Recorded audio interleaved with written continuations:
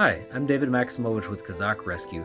Me and my team are getting ready to head back to Ukraine in just a couple weeks here, and I just wanted to share a little bit of a story with you guys about why I'm going back. We were coming into an area that had just been liberated. As we came in, everything was just totally destroyed. There was burned out vehicles all over the place. Buildings were collapsed. They hadn't even begun to clean up the rubble in a lot of places. We came into this place, me and my team, and we were primarily focused on giving out medical supplies and teaching first aid. We came into this place, we started teaching.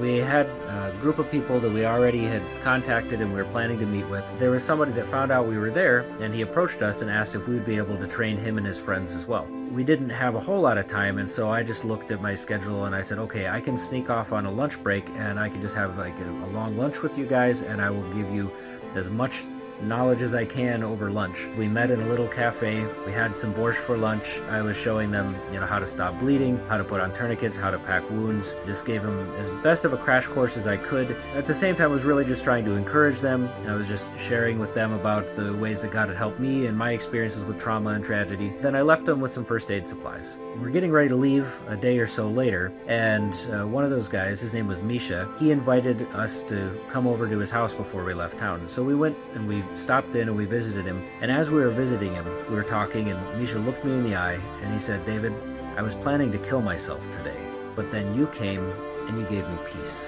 And we talked just about how some of the things I had shared had really impacted him, and how he just felt more hope than he'd felt at all since the beginning of the war.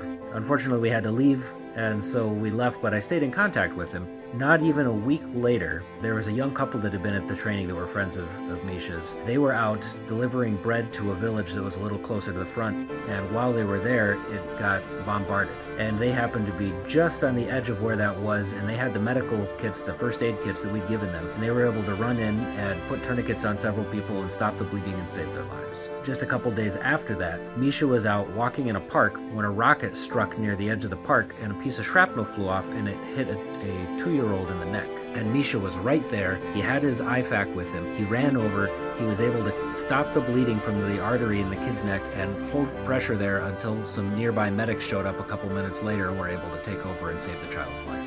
That story has repeated itself so many times since I started doing this training. Our goal is to come and to bring hope.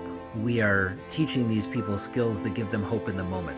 And we're seeing people who want to die. They're just so sick of all the horrible things going on. But when they finally receive hope in the middle of that darkness, it changes everything and they want to live. And that's why I'm going back.